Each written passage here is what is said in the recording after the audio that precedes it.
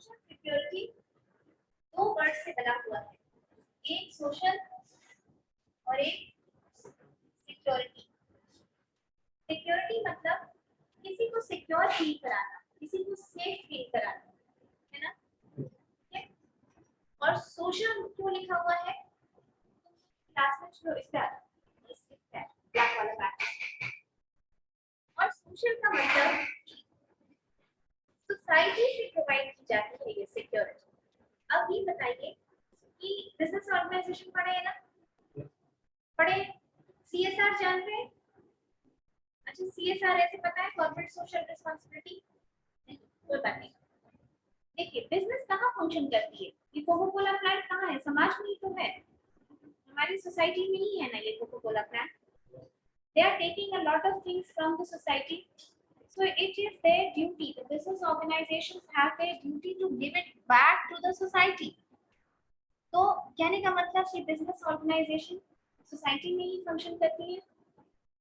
अब समझिए कि सोशल सिक्योरिटी हमें एम्प्लॉयर से या थ्रू गवर्नमेंट एजेंसी मिलती है, वेरियस गवर्नमेंट एजेंसी से मिलती है। सोशल सिक्योरिटी क्या होता है?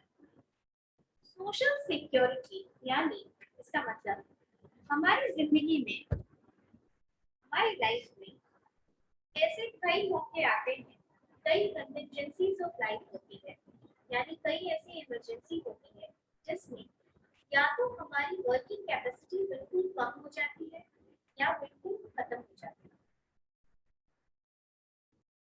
कम हो जाती है या बिल्कुल खत्म हो जाती है। कैसे कंडीशंस है वो? कैसे कंडीशंस में? जैसे देखिए हाँ, तो भी सोशल सिक्योरिटी है। सिकनेस, बीमारी एक ऐसा कंडीशन है ना लाइफ का। आप सोचिए कि अगर आपको थोड़ा सा वायरल फीवर होता है या सर्दी खांसी बुखार है या कभी अनईजी, बैठ के क्लास करना मुश्किल हो जाता है, जबकि आपको आके सिर्फ क्लास में बैठना है, क्लास लेना भी नहीं है कि मेहनत करनी है। You just need to come and sit in the class. लेकिन कभी-कभी वो भी मुश्किल हो जाता है। दिक्कत होती है ना, तबीयत खराब है तो क्लास मन नहीं करता है। अब इस यहाँ पे सिकनेस का मतलब सर्दी खांसी बुखार नहीं है सिर्फ, यहाँ इस सिकनेस का मतलब कोई एक्सटेंडेड सिकनेस भी हो सकता है। जैसे किसी को डेंगू हो सकता है, मैम, किसी को टीबी हो सकता है। ये सारे केसेस में क्या होता है? प्रोलॉन्ग सिकनेस हो जाता है, बहुत लंबे समय तक बेड रेस्ट होना पड़ता है। वैसे कंडीशन में क्या उसकी नौकरी पे जाया जा सकता है?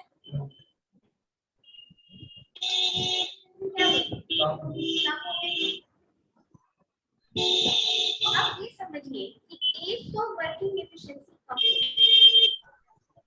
उसके बाद पैसा रोक दिया जाए कि अब आप तो काम पे आने के लिए फिट नहीं है, तो जब आएंगे तब उतने दिन का पैसा मिलेगा। अभी भी होता है जब अनपेड लीव्स होता है, लेकिन नौकरी चली जाए, नौकरी चली जाए तो भाई अब तो कंडीशन ये नहीं है ना कि आप दूसरे जगह पे काम कर सकते हैं क्योंकि आप बीमार हैं, और उतने दिन अगर नौकरी से निकाल दिया जाए, क्या ये संभव है कि उसके परिवार की स्थिति वैसे ही चलती रहेगी?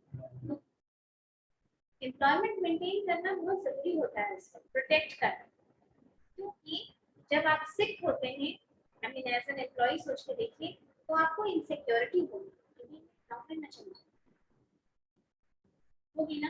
अगर नौकरी चली गई तो क्या होगा? हम बीमार रह गए तो क्या होगा? राइट? ये वो कंडीशन है ना जिसमें आप अकेले फाइट नहीं कर सकते, आपको समाज की हेल्प की जरूरत पड़ती है, जैसे कि ऑर्गेनाइजेशन, जैसे कि गवर्नमेंट की ड्यूटी है सोशल सिक्योरिटी, गवर्नमेंट का रोल लेगिस्लेशन है।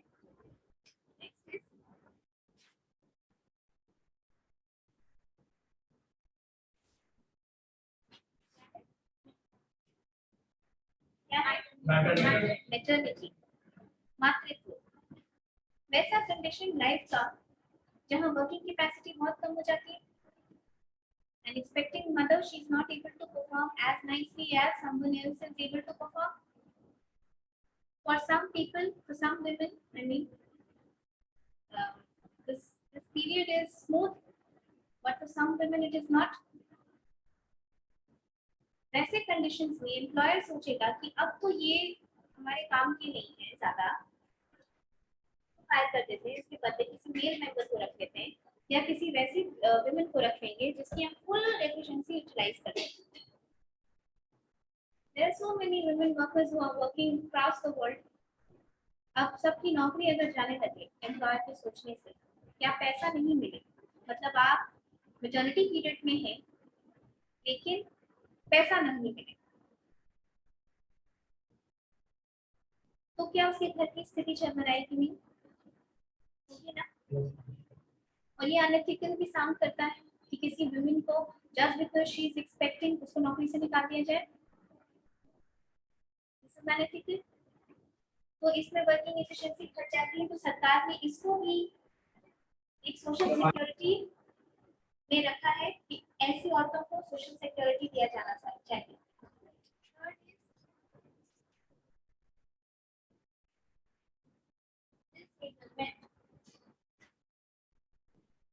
डिसेबलमेंट का मतलब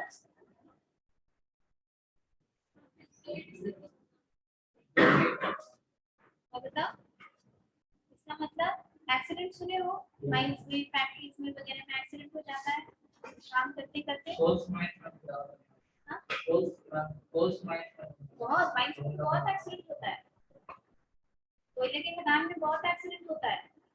एकदम गर्म होता है कोयला, नीचे माइंस में इतने नीचे तक जाते हैं इंजीनियर्स वर्कर्स को लेके, जरा सी चिंगारी से आग पकड़ लेगा.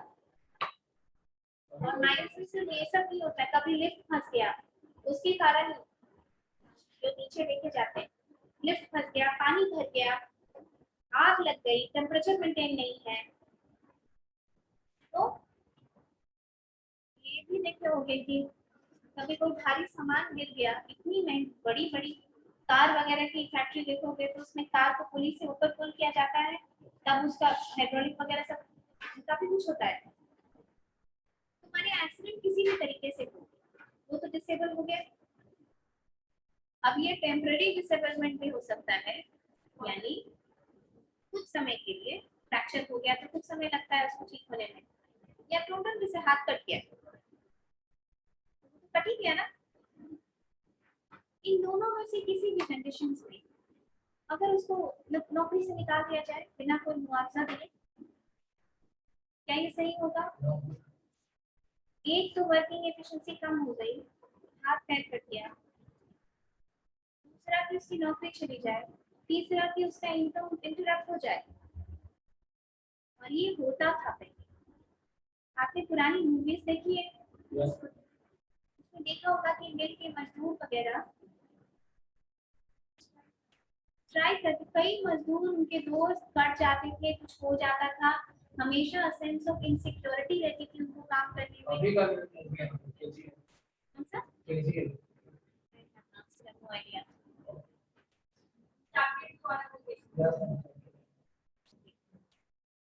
लेबर को ध्यान नहीं देता, ये बहुत होता था कि तो बोले ना कि मूवी देख रहे हो, सब देख रहे हो, सब मालूम है कि क्या हो रहा है, उसको बस सब्जेक्ट से रिलेट कर लो तो सब्जेक्ट भी आसान और तुम्हारा समाज के प्रति अवेयरनेस भी बढ़ेगा. कुछ देख रहे हो तो आप खाली हवा हवाई की तरह मत बिहेव करो, थोड़ा सा उसको ध्यान दो. मैनेजमेंट के स्टूडेंट हो ना, तो कुछ गिर गया मजदूर पे, कुछ हो गया, कोई बात हो गई, चोट लग गई, हाथ कट गया, और पहले क्या होता था कि एम्प्लॉयर उसको भगा देता था, नहीं देंगे तो क्या करोगे, तो क्या करोगे? अब बताइए फैक्टर्स ऑफ प्रोडक्शन क्या क्या होता है? Land, labour,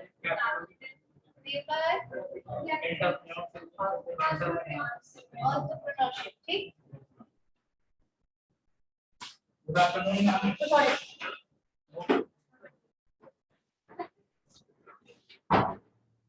land, labour, capital, entrepreneurship. ये किसका? एम्प्लॉयर का. एम्प्लॉयर का ये किसका, ये किसका, सिर्फ ये बचता है लेबर का। क्या बचा है, वेजेस नहीं, लेबर का क्या होता है, क्या कंट्रीब्यूशन होता है। जब कोई पूछेगा ऐसे कि लेबर का कंट्रीब्यूशन, तो बोलोगे hours of work, hours of work यही देता है ना। और लेबर क्या लेके जाता है, आवर्स ऑफ वर्क 10 to 6 ही होता है खाली, वो टाइम अलग है। ये एम्प्लॉयर का, ये एम्प्लॉयर का, ये एम्प्लॉयर का फैक्ट्री में, तो इसको बना देगा। जब तुम कुछ लेके नहीं आ सको, तुमको निकाल के दूसरे को रख लेंगे। यही होता था ना, हाथ कट गया, पैर कट गया, हटा दो। या फिर एक एक्ट है, एम्प्लॉयज कॉम्पेंसेशन एक्ट 1923, 23 का में वो इनैक्ट हुआ है। आजादी के 24 साल पहले अंग्रेज का पूरा शासन, अंग्रेज का पूरा शासन, सोच सकते हो कि एक्सप्लॉयटेशन का क्या क्या हद होगी उसका। आज की तरह नहीं सोचो, आज की तरह प्राइवेट, इतना मशरूम की तरफ प्राइवेट इंडस्ट्रीज नहीं थी समाज में, लेकिन युवा में नौकरी लग जाए। पहले सिर्फ खान में, खदान में, खेती में, यही सब में मजदूर काम करते थे। सिर्फ इंडस्ट्री, खान क्या हुआ, इंडस्ट्री हुई ना, हाँ गवर्नमेंट में भी, गवर्नमेंट का रोल धीरे धीरे चेंज हुआ है। पहले वेलफेयर नहीं था, लेजर फेयर इकोनॉमी थी हमारी, यानी सरकार का बस ये काम था कि इंडस्ट्री लड़े ना आपस में, लॉ एंड ऑर्डर मेंटेन हो बस। उसको पॉलिसी वाली से कोई मतलब नहीं होता था ज्यादा वेलफेयर से। कहने का मतलब कितना आसान है किसी गरीब आदमी को भगा देना या उसको उसका अधिकार नहीं देना। तो एम्प्लॉयर कहता था कि खान में एक्सीडेंट हुआ है, जॉब प्रूफ कर क्या, प्रूफ करो। जिस आदमी को खाने के पैसे नहीं है वो कोर्ट कचहरी करने जाएगा। आईटीआर कौन, एम्प्लॉयर। इसीलिए सरकार ने कॉम्पेंसेशन एक्ट लाया कि उसमें बहुत सारा प्रोविजन है कि टोटल डिसेबलमेंट में कितना पैसा देना है, पार्शियल डिसेबलमेंट में कितना पैसा देना है, डेथ हो जाए तो कितना पैसा, ठीक है।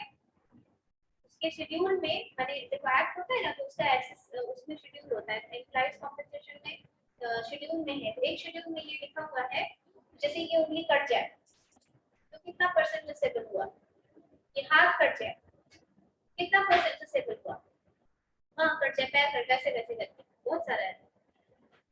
तो अब ये अगर जोड़ोगे तो डिसेबलमेंट दो तरीके का होता है, पार्शियल और टोटल। पार्शियल लेस देन 100% और total more than 100%। More than 100% संभव है, हाँ 10% ये 20% ये जोड़ते जाओ, अगर उतना हुआ तो 100% से ज्यादा हो जाएगा। तो डिसेबलमेंट का ये प्रावधान सरकार लाई है। Next is old age.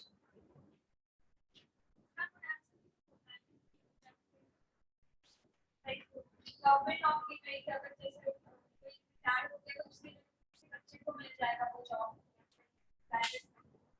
देखो ओल्ड एज ये बाहर और ये ऑर्गेनाइजेशन से डिपेंड करती है, ठीक है। और जो तुम कह रही हो कि डेथ कॉम्पेंसेटरी नौकरी कह रही हो, वो डेथ पे मिलता है, तो जैसे पहले इसलिए रिटायरमेंट के पहले वो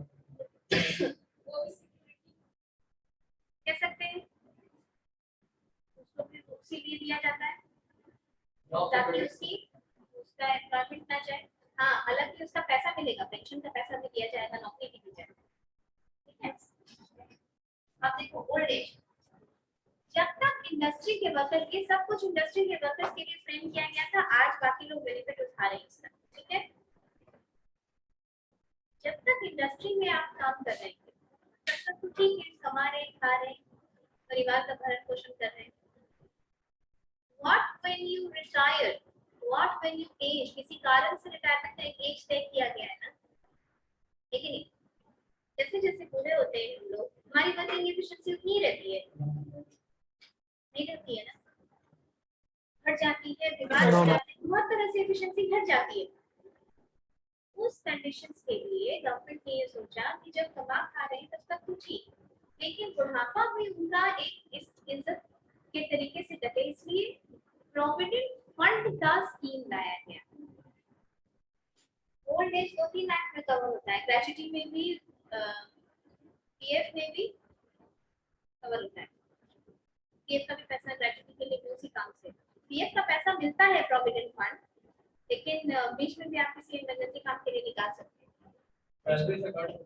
हाँ, जैसे शादी करनी है बच्चों की, एजुकेशन के लोन के नाम पे कोई बीमारी, बहुत क्रोनिक बीमारी हो गई, तो उसमें आपको पीएफ का पैसा मिलेगा, विड्रॉ कर सकते हैं आप।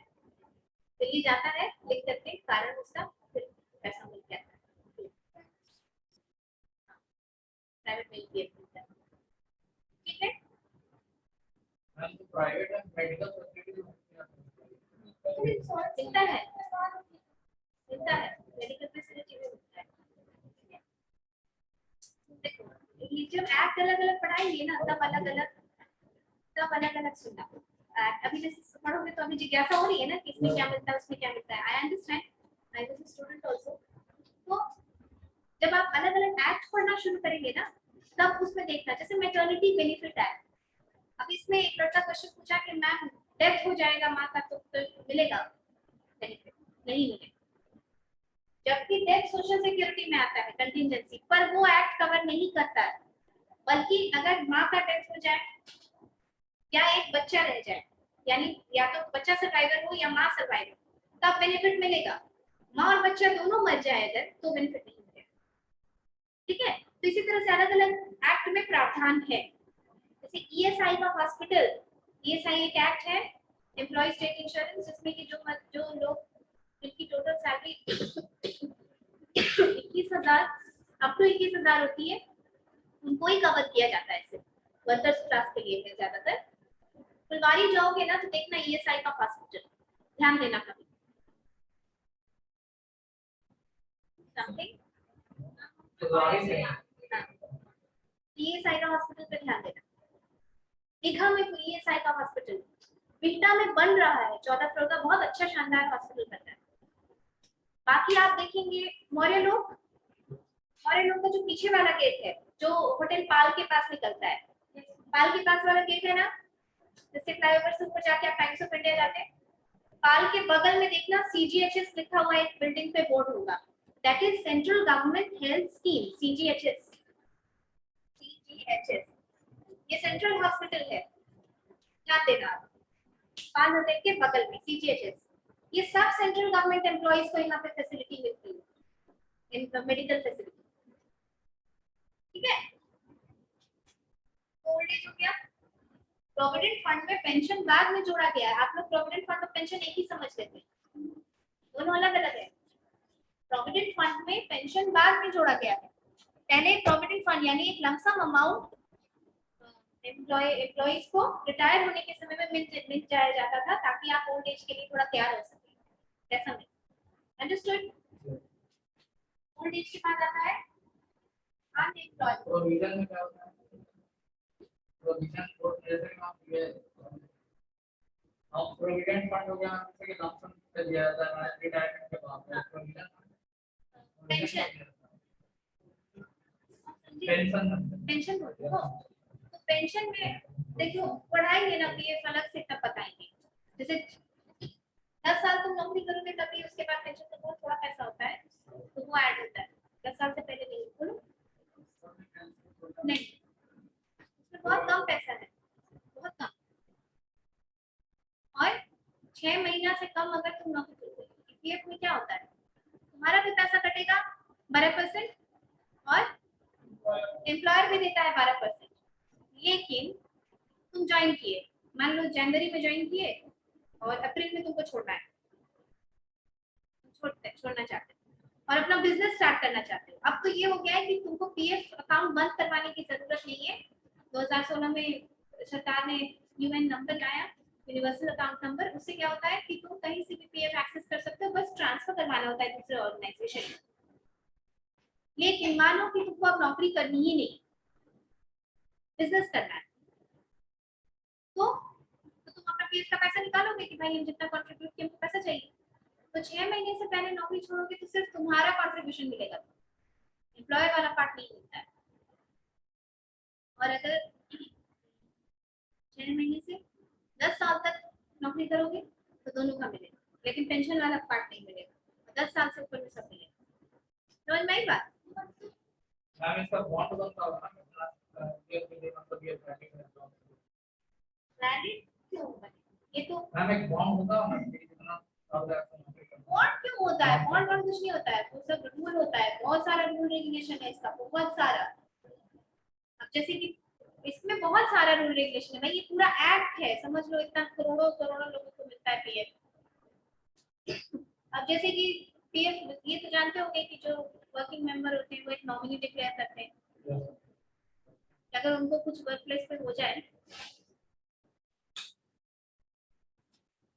वर्क प्लेस पे हो जाए तो उनके जो नॉमिनी है उनको पैसा मिल जाए उनका।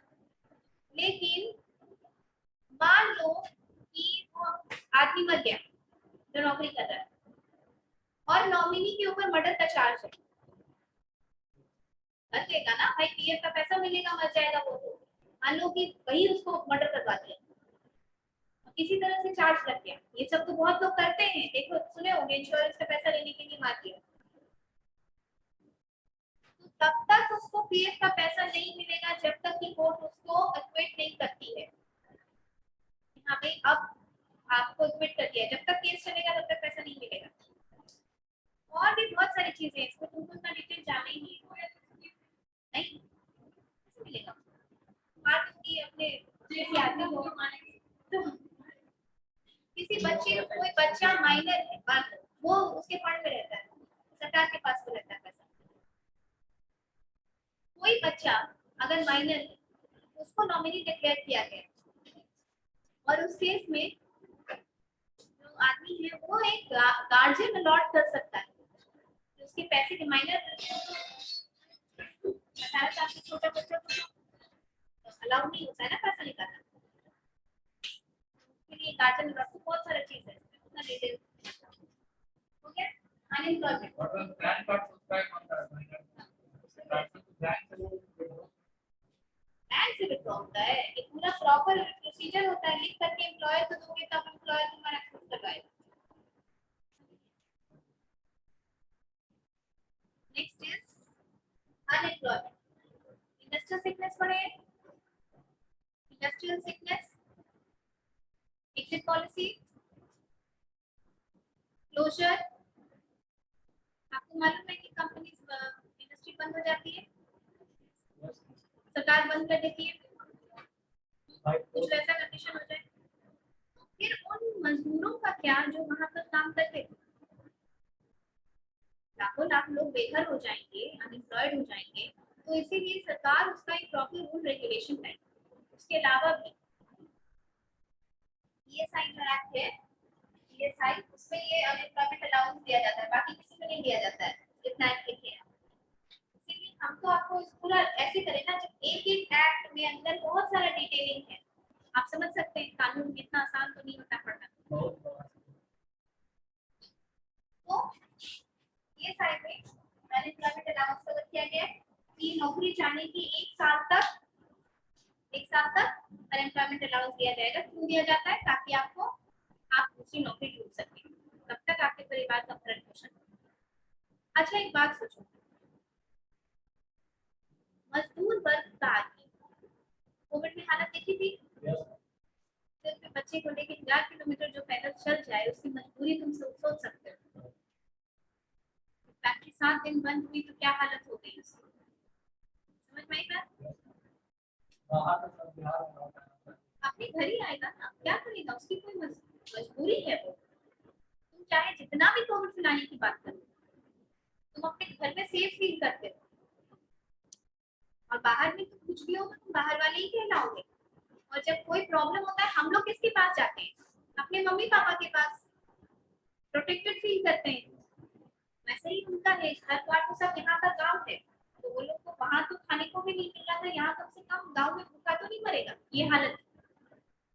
Coming back two point, unemployment में अगर मजदूर वर्ग हो जिसका बच्चा को खाना नहीं दिया जा सकता है,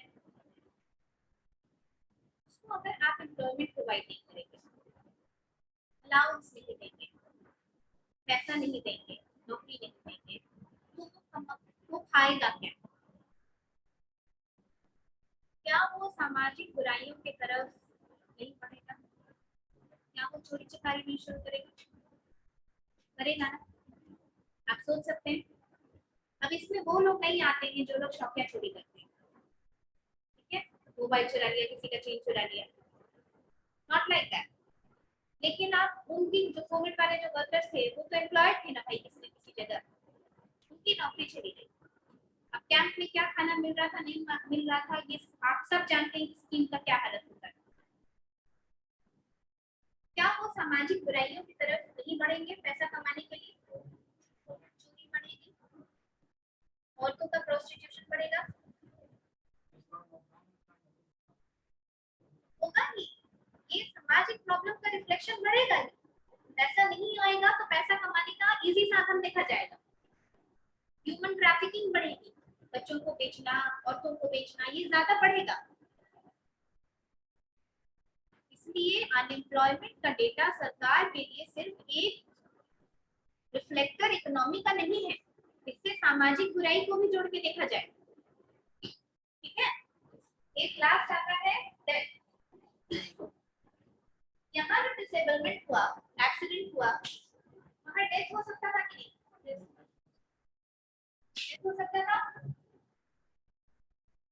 अब आप सोच सकते हैं हमारे मम्मी पापा हैं, घर के अर्निंग मेंबर हैं, किसी का कम किसी का ज्यादा सैलरी, पर एक आजीविका तो चल रही है, अच्छे से चल रही है, पढ़ाई लिखाई का खर्च दिया जा रहा है, मेडिकल के लिए कुछ पैसा बचाया जा रहा है, फ्यूचर के लिए सिक्योर किया जा रहा है, जिसका जितना है उतनी ही है।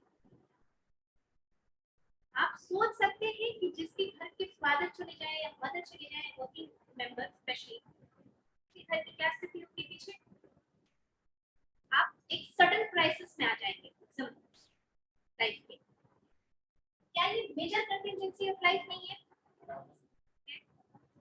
काम कर रहे हैं, उससे सारा पैसा मेंटेन है, सब कुछ सुचारू रूप से चल रहा है समाज में, और अचानक अर्निंग मेंबर की डेथ हो जाए, बस सब वहीं से खराब हो जाएगा।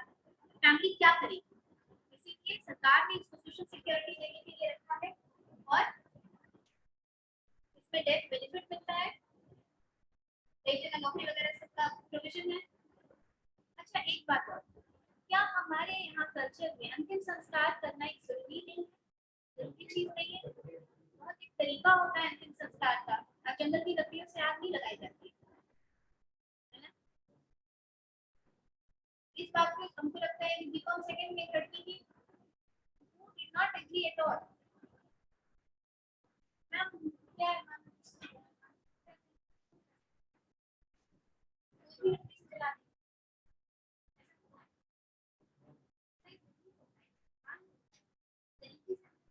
किया जाता है